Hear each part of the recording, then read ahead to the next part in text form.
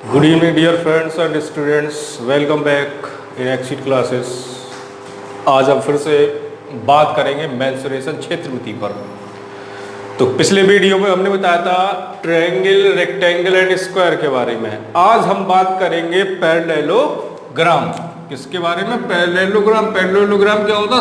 समांतर चतुर्भुज जिसमें आमने सामने की भुजाएं ऐसी होती हैं, समान होती हैं, लेकिन रेक्टेंगल नहीं होते हैं। इसके आमने सामने के जो अंतःकोण होते हैं वो बराबर होते हैं एक दूसरे के, लेकिन 90 डिग्री के नहीं होते हैं।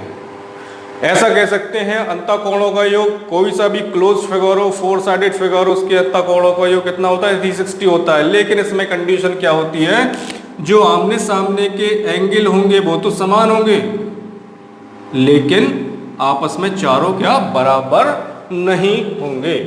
तो उसमें क्या करते हैं? एरिया निकालने के लिए फॉर्मूला क्या होता है इसका? अगर मान के चल रहा है पैरेललोग्राम दिया गया है, आपसे उसका एरिया पूछा जाए तो आप एरिया कैसे निकालोगे? आपके पास चारों साइड दे दी उन्होंने, तो चारों साइड से एरिया निकलता है या नहीं निकलता है ये भी डिस्कस करेंगे। अगर आपके पास चारों साइडें दी गई हैं तो आप एरिया नहीं निकाल पाओगे। उसके लिए आपके पास हाइट का होना जरूरी है, यानी कि जो भुजाएं दी गई हैं उनके बीच की दूरी आपको ज्ञात होनी चाहिए, ऊंचाई मालूम होनी चाहिए, तब आप एरिया निकाल पाएंगे।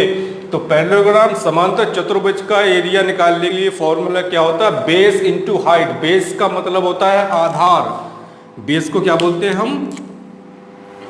आधार। और हाइट को बोलते हैं ऊंचाई, यानी कि बीच की दूरी बोल सकते हैं इसको। तो क्या हो जाएगा? Area is equal to B into H. क्या बोलेंगे? B for base and H for height. तो क्या बोल देंगे? बेस इंटू हाइट, यानी कि आधार गुणित ऊंचाई। तो इससे आप क्या निकाल सकते हैं? एरिया निकाल सकते हैं। अगर इसको आपका पेरीमीटर पूछा जाए तो पेरीमीटर, फिर से वही बात आ जाती है कि चारों साइडों को आपस में ऐड कर दो तो क्या निकल आएगा? आपका पेरीमीटर निकल आएगा। तो पेरीमीटर निकालने के लिए फॉर्मूला क्या आता है? 2 इंटू एल प्लस बी।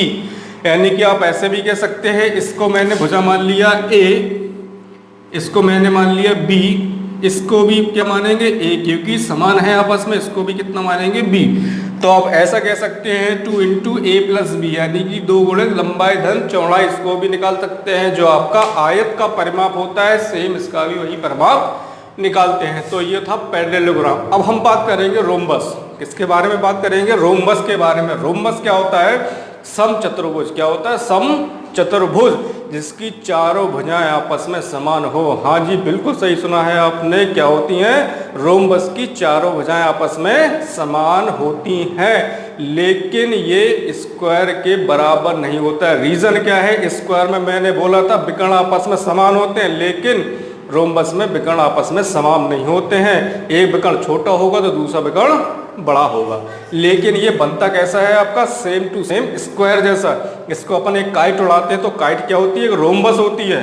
तो इसकी क्या निकालते हैं? रोम्बस की चारों भुजाएं आपस में समान होती है। कैसी होती हैं? रोम्बस की चारों भुजाएं आपस में समान होती हैं, यानी कि समचतुर्भुज की चारों भुजाएं आपस में समान होंगी, यानी कि A B equal to B C equal to D C equal to D ए।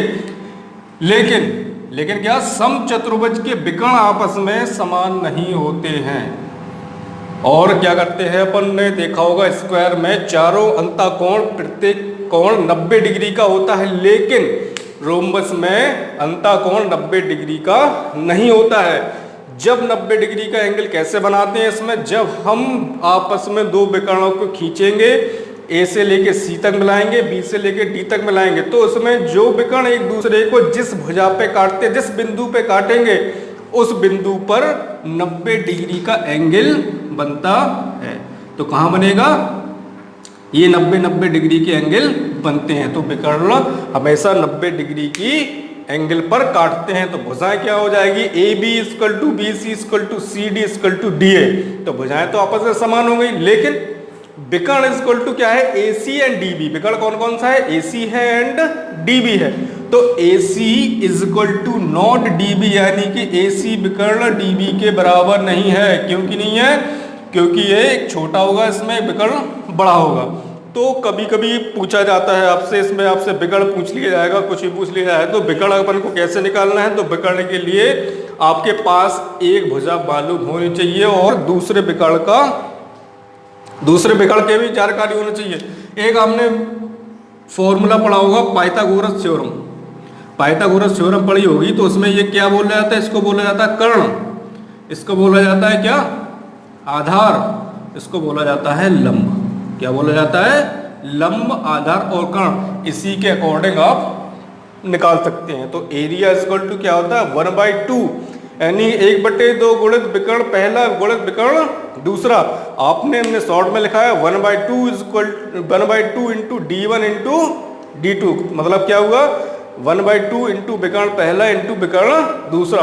आप दोनों विकर्णों का मल्टीपल कर देंगे, उसमें 2 का डिवाइडेशन कर देंगे तो आपका एरिया निकल आएगा। और साइड इक्वल टू, अगर आपको साइड निकालना हो तब क्या करेंगे आप, आपके पास पहला विकर्ण है दूसरा विकर्ण है, आपने दोनों विकर्णों के वर्ग कर दिया। क्या कर दिया, पहले विकर्ण का वर्ग किया, इसके बाद दूसरे विकर्ण का वर्ग किया, दोनों को आपस में जोड़ लिया। जोड़ने के बाद आपने क्या निकाला, स्क्वायर रूट निकाला, वर्गमूल निकाला।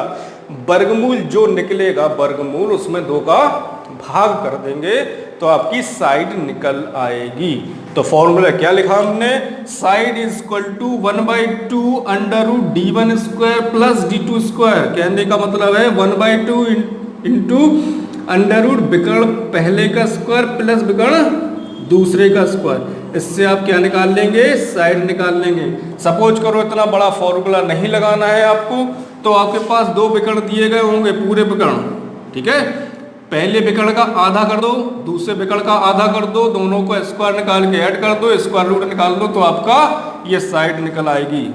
इसके बाद एक होता है फॉर्मूला 4a² इक्वल टू, यानी दोनों विकर्णों का वर्ग, दोनों विकर्णों को वर्ग करेंगे, वर्ग करने के बाद आपस में ऐड कर देंगे तो वो किसके बराबर हो जाएगी। जैसे आपको आंसर कभी चेक करना है, आंसर आपका गलत आ रहा है तो आंसर आप कैसे चेक करेंगे, 4a², एक आपने साइड ले ली, इसको स्क्वायर कर दिया आपने, उसमें 4 का मल्टीपल कर दिया। किसका मल्टीपल कर दिया, 4 का मल्टीपल। किसमें करना है, कोई सी भी एक भुजा का स्क्वायर कर दो आप, किसी भी एक भुजा का। सपोज करो हमने ए बी भुजा ले ली, ए बी भुजा ले ली, क्योंकि समचतुर्भुज में चारों भुजाएं समान होती हैं, तो हमने एक भुजा ले ली ए बी, इसका स्क्वायर कर दिया, उसमें 4 का मल्टीपल कर दिया। ये किसके बराबर होगा, पहले विकर्ण का वर्ग प्लस दूसरे विकर्ण के वर्ग के बराबर होगा। दोनों के वर्ग को हम ऐड कर देंगे तो ये भुजाओं का वर्ग इंटू 4 इक्वल टू हो जाएगा। इससे आप आंसर भी चेक कर सकते हैं कि हमारा ये फिगर सही बना है या नहीं बना है। तो आज हमने फिर से बात की किसमें,